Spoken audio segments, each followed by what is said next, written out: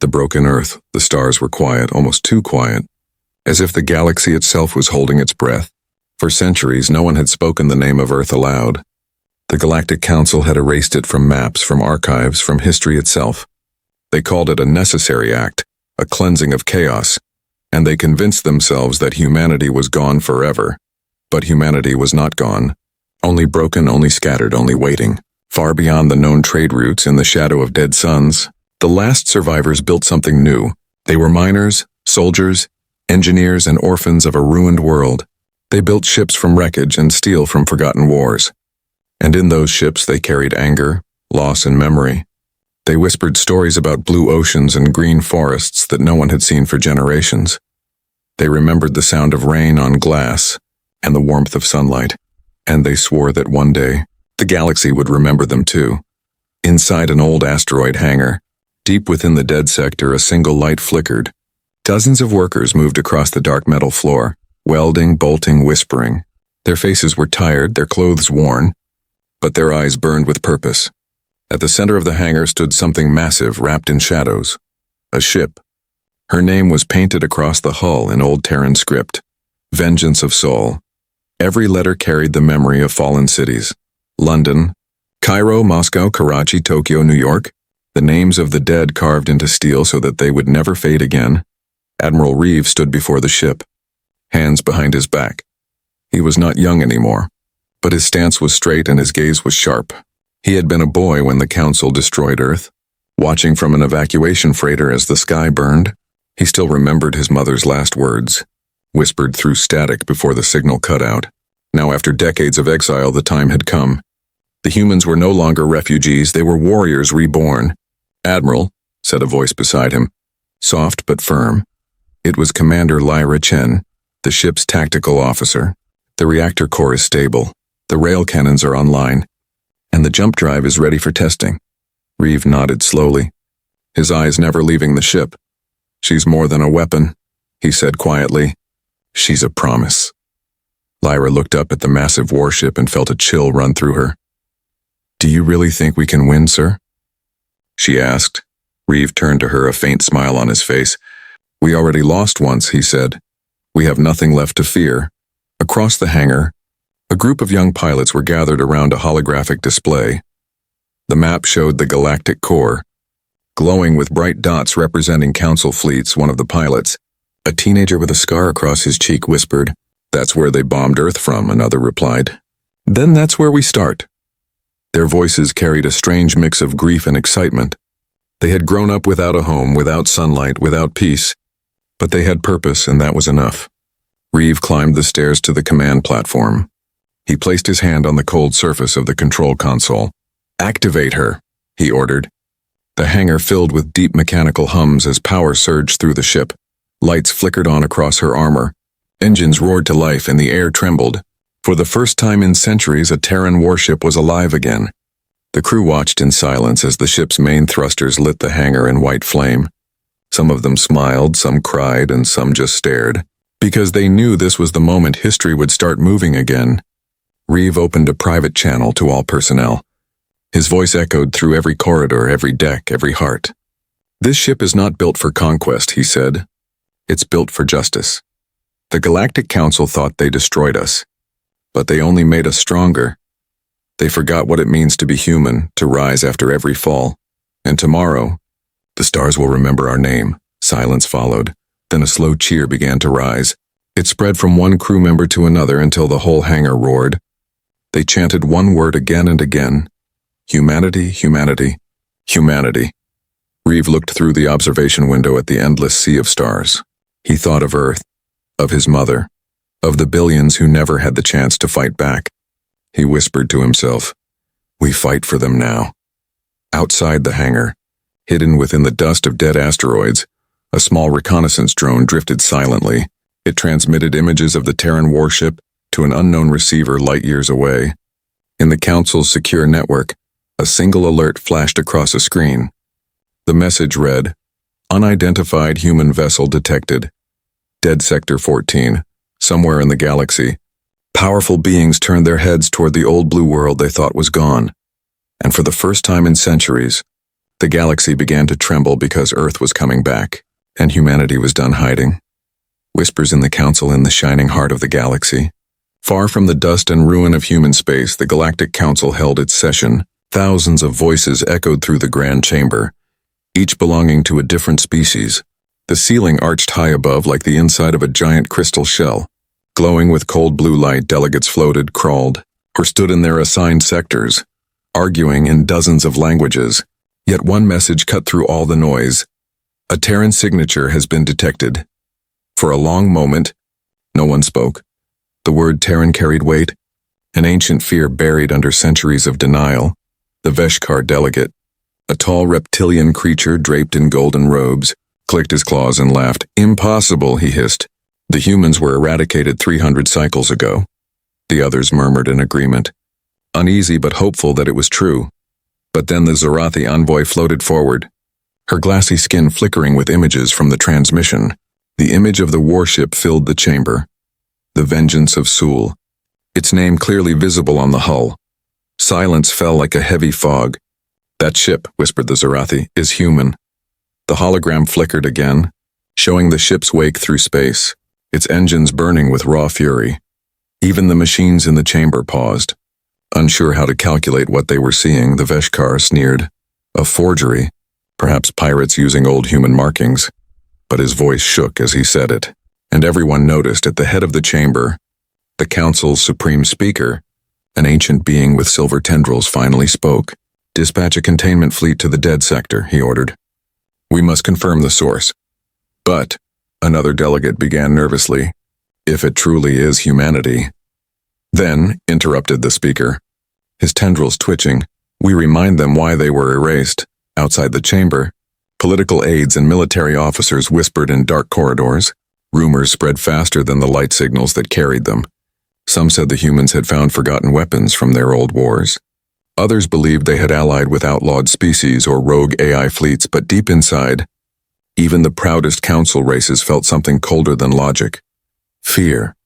In a military station orbiting the council's capital, Admiral Threx studied the holographic projection of the human ship. He had fought in the final purge against Earth centuries ago. He remembered human fighters screaming through firestorms, refusing to surrender even as their world died. "They were monsters," he muttered. But they were brave monsters. His second in command, a pale insectoid officer, buzzed nervously. "Should we prepare the fleet, sir?" Threx nodded slowly. "Prepare them all," he said, "and pray that it's just a ghost." Across the galaxy, media networks picked up fragments of the same story. "Unconfirmed human activity," one headline read. "The ghosts of Earth?" Another whispered, "For younger generations of aliens." The word human was almost myth. For the older ones, it was a nightmare they had hoped never to see again. Meanwhile, in a secret council intelligence room, a scientist stared at a recovered data packet from the human signal. She zoomed in, decoding the Terran transmission embedded deep within the code. The message was short, written in an old language the machine struggled to translate. But when it did, every technician froze. It read, "We remember what you did." Panic began to spread quietly among the council elites. Meetings were held behind closed doors, military funds were increased, and old defense protocols were reactivated. Some races began evacuating colonies near the dead sector. Others tried to silence the information entirely, hoping to stop the panic, but truth travels fast. And the stars themselves seemed to whisper, "The humans are back." Back in the great chamber, the supreme speaker sat alone after the delegates had gone. He watched the frozen image of the Terran ship on his private display. In his long life, he had seen wars, rebellions, and the fall of empires. But nothing haunted him like the day the humans died. They had burned so bright, so violently, that even the void had remembered their light. He whispered softly to himself, "We should have finished them completely." And in that moment, a flicker of something crossed his mind. Regret. Because deep inside, even he knew the truth. The humans were not ghosts, not echoes, not legends. They were coming back. And they would not come with open hands. They would come with fire, with memory, and with judgment. As the council chamber dimmed into silence, the stars outside seemed to pulse brighter. Somewhere across the galaxy, the Vengeance of Sul was already preparing its next jump. Its engines burned like the heart of a dying sun, And on its bridge, Admiral Reeve watched the coordinates align. His voice was calm, steady, and final. "Set course," he said, "for the Council's frontier worlds," and with that, the ship vanished into the void, carrying with it the wrath of a species that refused to die. The first strike. The void shimmered like black glass as the Terran fleet emerged from hyperspace. For a heartbeat, there was silence. And then the darkness came alive with light. Engines flared blue, weapons hummed, and warships the size of mountains moved into formation. At the front of them all, the massive dreadnought Vengeance of Sol glided forward, her armor catching the distant glow of dying stars. Every crew member aboard knew that history was watching. For centuries, humanity had run, hidden, and survived. Now they would speak in the only language the galaxy respected: power. Admiral Reeve stood on the bridge, staring at the holographic projection of their target. A council fortress world named Karos, once a Terran colony before the Purge. It was here long ago that millions of humans were executed in the name of galactic order. Now, that same world floated in peace, protected by fleets that believed humanity was gone forever. Reeve's voice was steady, cold, and deliberate. "Begin the operation," he said. "No warnings. No negotiations." Commander Lyra Chen's fingers danced across the console. "All ships ready," she reported. "Rail cannons armed. Missile bays loaded." The sound of charging plasma cores filled the bridge like a low heartbeat. Reeve took a deep breath, his eyes fixed on the spinning blue planet ahead. "Fire," he said, quietly but with the weight of centuries behind it. The first Terran salvo launched, streaks of light slicing through the blackness of space. Kinetic projectiles moved faster than sound could ever travel, faster than thought. They hit the orbital defense grid before the Council garrison even understood what was happening. Explosions blossomed in the sky like suns being born. Massive defense stations cracked open, their hulls folding in silence. The shock waves rippled through space, tearing apart patrol ships like paper. For the first time in generations, the galaxy heard the sound of human vengeance. On the surface of Karos, alarms screamed across cities and colonies. Civilians looked up as fire fell from the heavens. The council governors tried to send distress calls, but the Terrans had already jammed their communications. A single signal replaced every broadcast, a human voice repeating one phrase again and again. For Earth, council fleets rushed to respond. Hundreds of ships emerged from hyperspace around Karos, shining in perfect formation. But the Terrans were waiting. The Vengeance's targeting systems locked onto each of them with cold precision. "Engage," Reeve ordered. Terran fighters swarmed like metallic predators, darting between enemy ships with impossible agility. Plasma fire turned the void into a storm of light. One by one, the council vessels fell, burning, breaking, vanishing. Every explosion carried a memory. Every strike whispered a name lost on Earth. Commander Chen watched as the battlefield lit up. Her voice trembled slightly. "They're retreating, sir." Reeve nodded. "Let them run," he said. "They need to tell the others what they saw, and indeed they would." The survivors of Karos would flee across the galaxy, spreading a single terrifying truth. The humans have returned. Down in the hangar bays, young soldiers watched through observation windows. Many of them had never seen a real planet before, never seen cities crumble. They were silent, caught between pride and horror. They had dreamed of revenge all their lives. But now, seeing it with their own eyes, it felt heavier than they imagined. Lieutenant Darius, one of the youngest pilots, whispered, "Do you think they'll remember us now?" An older engineer beside him replied, "They'll never forget again." As the smoke cleared, Reeve opened a secure transmission line. A holographic display appeared. Admiral Threx of the Council fleet. Shaken, furious, and afraid. "Terran Admiral," Threx growled, "you have violated galactic law. Surrender your fleet at once." Reeve stared at him in silence for a long moment. Then he said quietly, "You destroyed our world. You erased our people, and now you speak of law." Threx's mandibles twitched. Humanity was a threat to peace. Reeve's eyes turned cold. "Then peace will remember our name." The transmission cut off. The Vengeance's main cannon charged. The energy built up until the entire ship vibrated. A beam of pure light erupted, striking the surface of Karos directly. The planet cracked open, its cities erased in seconds. Every ship within orbit was engulfed in white fire.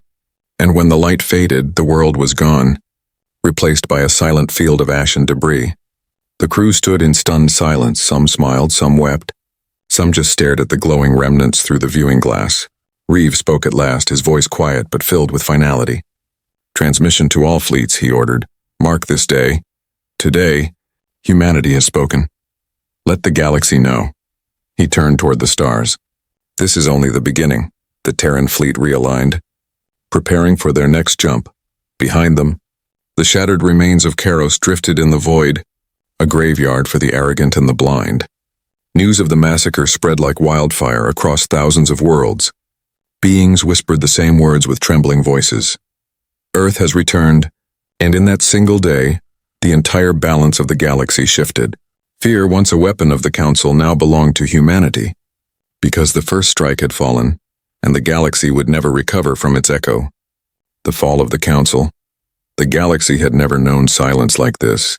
Every transmission network, every communication hub, every trade route, all had gone quiet. The images of Karos burning had spread across the stars.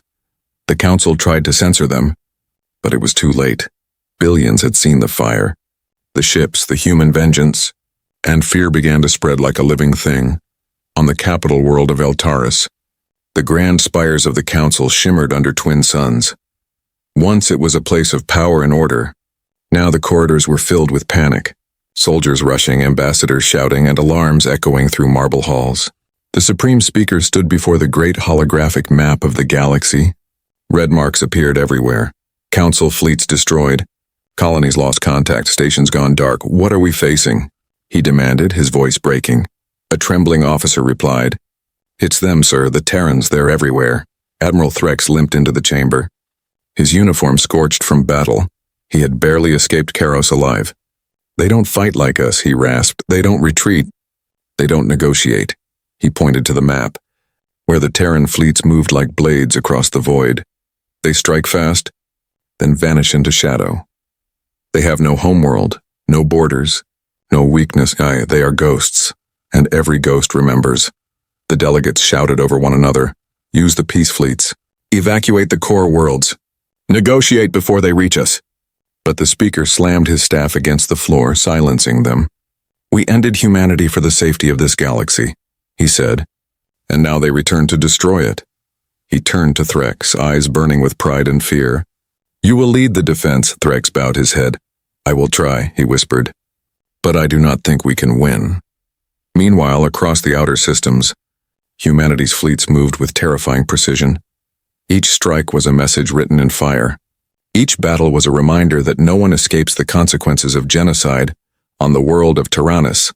The Terrans targeted the very shipyards that once built the bombs dropped on Earth.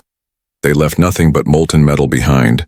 On Relock Prime, a Council fortress planet, the Terrans dropped food instead of bombs, crates marked with the symbol of Old Earth. The starving slaves of the Council saw that symbol and knew their liberators had come. For the first time, alien voices whispered not in fear, but in awe. "Humans," they said. "The humans have returned." Admiral Reeve watched the chaos unfold from the bridge of the vengeance of Sol. The stars around him burned red with the light of battle. His officers looked to him for orders, but his face was still, calm, focused. Commander Lyra Chen approached quietly. "The Council is collapsing, sir," she said. "Their fleets are surrendering, their allies are turning." Reeve nodded. "Then it's time," he replied. "Set course for Eltaris." The fleet turned toward the galactic core. Thousands of ships moved as one, silent and unstoppable. The final march of humanity had begun. The journey through hyperspace was long, but no one aboard spoke. Each soldier carried the same thought.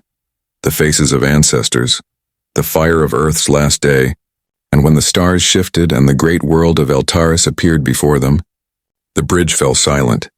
The Council's homeworld glowed like a jewel in the dark.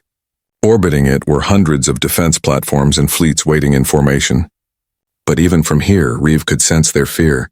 "Open channel," he ordered. The communication link crackled to life, and the Supreme Speaker's trembling voice filled the bridge. "Human Admiral," he began, "you cannot win. You will doom us all." Reeve's reply was cold and quiet. "We were doomed the day you bombed our home. You erased our name from your stars. Now we carve it back into the heart of your empire." The speaker's voice shook. "What do you want, human?" Reeve stepped closer to the console, his eyes burning with resolve. Justice, he said, and remembrance. Then he gave the order. All ships, fire. The void exploded into light. Terran rail cannons tore through the Council's fleets. Missiles screamed across the black sky. The defense grids shattered one by one. The capital's orbital ring broke apart, raining debris over its glittering cities. The Council's greatest fleet, 1,000 ships strong, burned within minutes. On the surface below, citizens looked up and saw the heavens split open. Some wept, others prayed, and some simply watched, knowing that history was ending. Admiral Threx, aboard his crippled flagship, sent one last message. To whoever hears this, he said, tell them, the humans were right to fear. Then his ship vanished in a wave of fire. The vengeance of Sol moved into low orbit, its shadow covering the capital city. Reeve stared down at the gleaming towers. The same city that once celebrated Earth's destruction. He raised his hand slowly. Main cannon, he said. Target. The council hall. Lyra hesitated. Sir, billions will die. Reeve closed his eyes. So did billions of ours, he answered. Execute. The beam fell like a judgment from the stars. The council hall vaporized in white light, and the shockwave consumed everything around it. When the fire faded, only ruins remained. The Galactic Council, once rulers of 1,000 worlds, was gone. Reeve stood in silence for a long moment. His reflection shimmered in the glass. A ghost of the man he once was, Lyra whispered. It's over. But Reeve shook his head slowly. No, he said. It's only the beginning of something new. As the Terran fleet drifted above the burning planet, a message was transmitted across every remaining communication line in the galaxy, a voice calm, human, and full of unshakable truth. This is Admiral Reeve of the Terran Federation. Earth remembers. Earth endures. And Earth has returned. Every world heard it. Every race, every empire, every survivor, and in that moment, the galaxy understood. The age of humanity had begun again. The new dawn, the fires of Eltaris burned for weeks. Cities that had once glowed with arrogance now lay silent beneath blackened skies. Ships drifted in orbit like broken stars. The Galactic Council was gone, its banners turned to ash, its laws erased by the very species it had condemned. And from the ruins, a new silence began, not of fear, but of awakening. Admiral Reeve stood alone in the observation deck of the Vengeance of Sol below him. The Council's capital glimmered faintly under the dawn of its twin suns. He could see smoke rising from the oceans, and somewhere beneath that smoke, millions of survivors still lived. He felt no joy, no triumph, only a deep, quiet exhaustion. Lyra Chen entered quietly, her uniform torn, her face shadowed by the reflection of fire. It's over, she said softly. They're gone. Reeve nodded slowly. No, he replied, not gone, just broken, like we once were. For a long time, neither spoke. Then Lyra asked, what will we do now, sir? Reeve looked up, his eyes meeting the endless horizon of stars. We rebuild, he said, but not like them. We will not rule through fear or silence. We will lead through memory. Across the galaxy, Terran ships carried supplies instead of bombs. Worlds once enslaved by the Council received food, medicine, and freedom. The same humans who had burned Eltaris now rebuilt hospitals and cleared debris from alien cities. To those who feared them, they offered open hands instead of iron fists, and slowly, the galaxy began to whisper a new name for them. Not destroyers, but restorers. In the months that followed, surviving races gathered in the ruins of the old council hall. They came trembling, expecting judgment. Instead, they found humans waiting, calm, patient, and unarmed at the center of the gathering. Admiral Reeve stood behind a simple podium made of salvaged stone. He spoke without rank, without anger, his voice steady as the hum of the stars. Once you called us monsters, he said. You called us chaos. But chaos built your peace, and monsters built your freedom. You erased our world, but you could not erase our will. Today, we begin again, not as masters or victims, but as survivors. The aliens listened in silence, their eyes reflecting both fear and hope. For the first time in centuries, the galaxy was united not by law but by understanding. Reeve ended his speech with words that would echo for generations. Remember this, he said, humanity never truly dies. It adapts, it endures, and it rises. Outside, the twin suns rose higher. painting the shattered towers of Eltaris gold. The light touched the hull of the Vengeance of Sol. Still scarred from battle but glowing softly, crew members worked side by side, humans and aliens together repairing what had been destroyed.